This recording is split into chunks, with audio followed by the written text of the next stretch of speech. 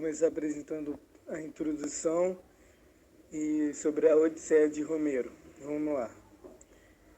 Poema épico. O que seria um poema épico? Basicamente, é uma narrativa que apresenta com maior qualidade os fatos originalmente contados em versos. Os elementos dessa narrativa apresentam, por sua vez, características como personagem, tempo, ação, espaço. Também podem conter fatos heróicos, muitas vezes transcorridos durante guerras. Além disso, conhecido também como epopeia, ela retrata um poema heróico narrativo extenso, ou uma coleção de feitos, de fatos históricos, de um ou de vários indivíduos, reais, lendários ou mitológicos. A estrutura da obra. Dividida em 24 cantos, a Odisseia é composta por 12.000 versos hexâmetros, de 13 a 17 sílabas, que variam entre as longas e as breves da língua grega. Além disso, foi uma das primeiras epopeias da história. A sua criação varia entre os séculos 4 e 7 a.C. Vamos começar agora com a primeira parte, que é conhecida como Telemáquia. É chamada assim por tratar de Telemaco, filho de Ulisses e Penélope. Compreende os cantos 1 e 4, nos quais Ulisses só é citado por sua ausência, pois deixará Ítaca rumo a Troia para a guerra. A narrativa de Odisseia já se inicia no meio da trama, e no decorrer, os eventos anteriores vão sendo descritos através de flashbacks ou de narrativas dentro da própria história. Aqui um trecho do canto 1 do livro 1 da obra. O céu, porém, traçou, volvendo cianos, de Ítaca, reduziu-lo ao seio amigo, onde novos trabalhos o aguardavam. De Ulisses, codoíam-se as deidades, mas sempre infenso obstava-lhe Netuno. Este era os etíopes, longínquos do Oriente e Ocidente, últimos homens, num de touros e ovelhas, sacrifício a deleitar-se, e estavam já no alcançar do Olímpio os habitantes em concílio. O soberano, a recordar Egisto, do Agamemônio, Oreste, imolado, Princípia, os mortais nos imputam os males seus, que ao fado é a própria incúria, devem somente contra o fado mesmo, do porvir não cuidadoso. Há pouco Egisto, em seu regresso, o Átrida assassinando, esposou-lhe a mulher, bem que enviado, o argicida sutil o dissuadisse.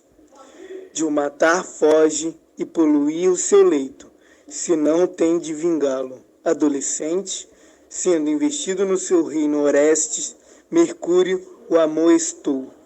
Mas surdo Egisto os delitos por junto espia agora. Agora vamos para a segunda parte. Nessa parte, que abrange os contos 5 ao 13, relata as aventuras de Ulisses. Ulisses, também conhecido como Odisseu, foi aprisionado na ilha de Calipso durante 7 anos, pela ninfa daquela ilha. Esta é persuadida a libertá-lo pelo deus mensageiro Hermes, enviado por Zeus. Odisseu constrói uma jangada, recebe roupas, comidas e bebida da ninfa Calipso. Após iniciar sua jornada no mar, nele se encontrava navegando quando é acolhido por uma tempestade. É atirado na ilha dos Feices, adormece. Quem o encontra e dele procura cuidar, acolhendo-o em seu palácio, é Náusica, a filha do rei Alcino. Agora vamos para a terceira parte. Na terceira parte, Penélope convence os pretendentes a competir por sua mão, numa competição de arco e flecha. Utilizando o arco de Odisseu, que participa da competição, ainda disfarçado, e, após ser o único com força suficiente para dobrar o arco, a vence. Odisseu passa então a disparar flechas contra os pretendentes, com a ajuda de Atena, Telemaco, Eumeu e Filoteu, um pastor, e todos são mortos. Odisseu. é a figura principal da Odisseia. O personagem é rei de Ítaca, casado com Penélope, com quem teve seu filho chamado de Telemaco. Foi apaixonado por sua cunhada Helena, esposa de Menelau. Além disso, foi idealizador do cavalo de Troia, que foi responsável pela entrada do exército grego, garantindo o sucesso da batalha. Se defronta com peripécias sobre-humanas, uma história que relata as aventuras e desventuras de um rei guerreiro entre as graças e ira dos deuses. Apesar de usar meios humanos, vence todos os obstáculos, embora os deuses contribuíssem para sua integridade física. Mas além dessa integridade física, é um homem que utiliza os dons dos homens, como extrema inteligência e coragem. Telêmaco. Telêmaco, filho de Ulisses e de Penélope, estava ainda no berço quando seu pai partiu para a guerra de Troia. Ao chegar à adolescência, julgou de seu dever procurar Ulisses por toda a Grécia.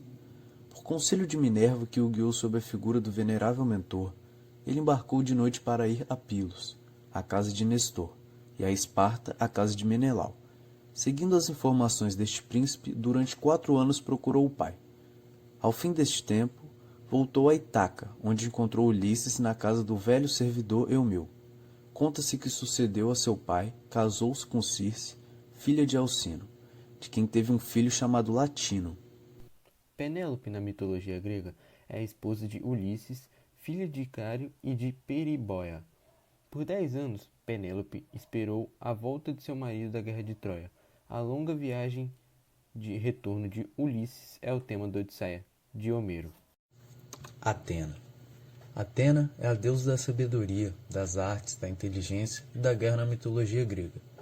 Ela era uma das principais deusas do panteão grego, sendo uma das entidades entre os 12 deuses olímpicos.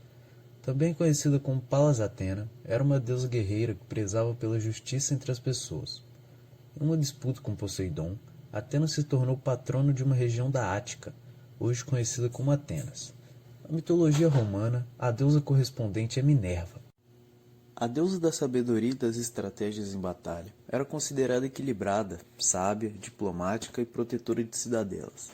Para Atena, a guerra não era um espaço de brutalidade, mas de conquistas sociais e políticas. Ela era uma verdadeira guerreira justiceira. Outro atributo da deusa da sabedoria é a busca por justiça, corrigindo injustiças. Uma curiosidade sobre isso é o voto de Minerva, quando Atena votou pela inocência de Orestes, que havia matado a mãe e o amante para vingar a morte de seu pai. Foi um voto do desempate, sendo visto como uma decisão sábia. Atualmente, decisões que precisam de um desempate em tribunais são denominadas de voto de Minerva, nome inspirado na sábia deusa. Simbolicamente, Atena pode ser representada por uma coruja, uma oliveira e até alguns equipamentos de guerra. Na mitologia grega, Laerte era o filho de Arcésio e Calcomedusa. Ele foi pai de Odisseu e Citimena, sendo sua esposa Anticleia, a mãe deles. Ela era filha do ladrão Autólicos. Laerte era um argonauta e participou na caçada ao javali Calidônio. Laerte era chamado Rei dos Cafetões, provavelmente por desvirginar a maioria das mulheres da cidade. Alcino. Alcino na mitologia grega era o rei dos Feácios, que acolheu Ulisses quando sua nau afundou perto de Esquéria. Tinha 5 filhos e uma filha, chamada Nausica, que achou Ulisses na praia. Alcino e sua esposa eram respeitados e amados pelos súditos, recebendo hospitaleiramente os estrangeiros e suavizando o sofrimento dos náufragos. Ao ouvir a história de Ulisses, lhe entregou presentes e uma nau para que voltasse a Itaca. Na Odisseia, é Nausica que encontra o náufrago Ulisses e o traz para a terra, para junto de seu pai. Conforme conta Homero na Odisseia, algumas jovens brincavam com uma bola em uma praia ensolarada no Mediterrâneo. Entre elas, com seus cabelos soltos, onde o sol reflete uma luz dourada, estava Nausica. A jovem filha dos reis de Feácia fora ali com suas criadas para lavar as roupas do palácio em um rio próximo, e ainda era a princesa dos Feácios. Zeus. Quando falamos de mitologias antigas, poucos deuses tiveram tanta popularidade e adoração como Zeus. Zeus era o rei dos deuses gregos e governante do Monte Olimpo.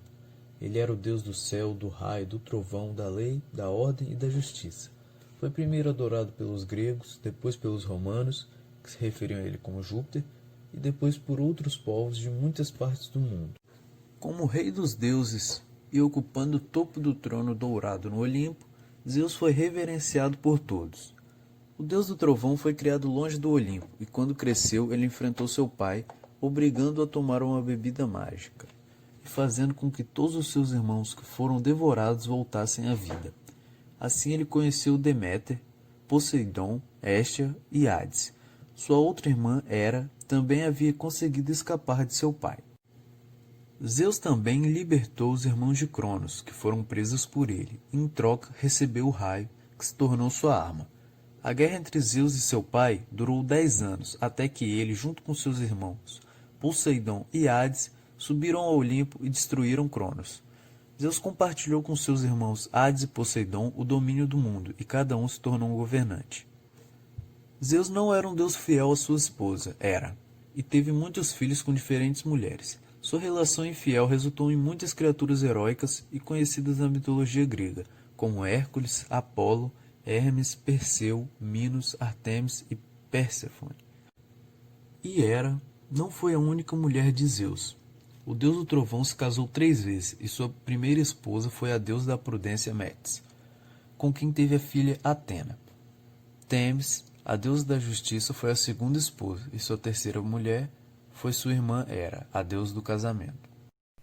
Poseidon é um dos 12 deuses do Olímpio e é o deus dos mares, dos oceanos, das tempestades, dos lagos e dos cavalos, de acordo com a mitologia grega. Ele é o filho dos titãs Cronos e Reia, e a principal divindade adorada nas cidades de Pilos e Tebas, sendo irmão de Deméter, Hades, Hestia, Hera, Quiron e Zeus. Poseidon disputou com Atena para decidir qual dos dois seria o padroeiro de Atenas. E Poseidon era um dos filhos de Cronos e Reia, e como seus irmãos e irmãs, foi engolido por Cronos ao nascer. A ordem de nascimento de seus irmãos, segundo Pseudo-Apolodoro, é Hestia, a mais velha, seguida de Deméter e Hera, seguidas de Hades e Poseidon, o próximo a nascer. Zeus foi escondido por Reia em Creta, que deu uma pedra para Cronos comer. A vida inicial de Poseidon foi bem simples, sendo ele criado entre os Teuquines, os demônios de Rhodes. Quando atingiu a maturidade, apaixonou-se por Alia, uma das irmãs dos Teuquines, e desse romance nasceram 6 filhos e uma filha, de nome Rodo, daí o nome da ilha de Rhodes. Calipso. Calipso era uma ninfa marítima que recebeu Ulisses com hospitalidade, de forma magnífica, e acabou se apaixonando por ele, desejando tê-lo ao seu lado para sempre. Em meio a essas dificuldades, ele foi visto por uma ninfa marinha que, compadecida, transformou-se num corvo marinho e, pousando sobre a jangada, deu-lhe de presente um cinturão, orientando-o para prendê-lo abaixo da altura do tórax, pois se ele caísse no mar, o objeto iria mantê-lo flutuando, permitindo-o nadar até a praia. Calipso deu a Ulisses meios para construir uma jangada, encheu-a de provisões e deu-lhes bons ventos. Ele avançou bem durante muitos dias em seu percurso, mas quando estava avistando a terra, uma tempestade quebrou seu mastro, ameaçando afundar a pequena embarcação. Ulisses queria voltar para sua família e seu reino. Calipso recebeu ordens de Júpiter para deixá-lo ir embora e assim o fez. Homero foi um poeta épico da Grécia Antiga, ao qual tradicionalmente se atribui a autoria dos poemas épicos Ilíada e Odisseia. Homero teria nascido em Esmirna, atual Turquia, ou em alguma ilha do mar Egeu, e vivido no século 8 a.C., mas a sua origem é tão controversa que 8 cidades disputam a honra de terem sido a terra natal desse poeta. Frases importantes. São assim os servos, se os patrões não mandarem, não querem trabalhar. Peça igualmente quem apressa o hóspede que não quer partir, e quem o detém quando este já está partindo. O hóspede deve ser bem tratado, se fica, e não deve ser impedido de partir se assim o deseja. Na verdade, poucos filhos são semelhantes ao pai. A maioria é inferior, poucos são melhores que ele. E também, Não saber torna impossível evitar que a mesma coisa aconteça novamente. Por outro lado, é libertador. O mundo pode ser perigoso e coisas ruins acontecem às vezes, mas não há nada que você possa fazer, exceto viver sua vida. E seria uma tolice se, enquanto você a vivesse, você não a aproveitasse.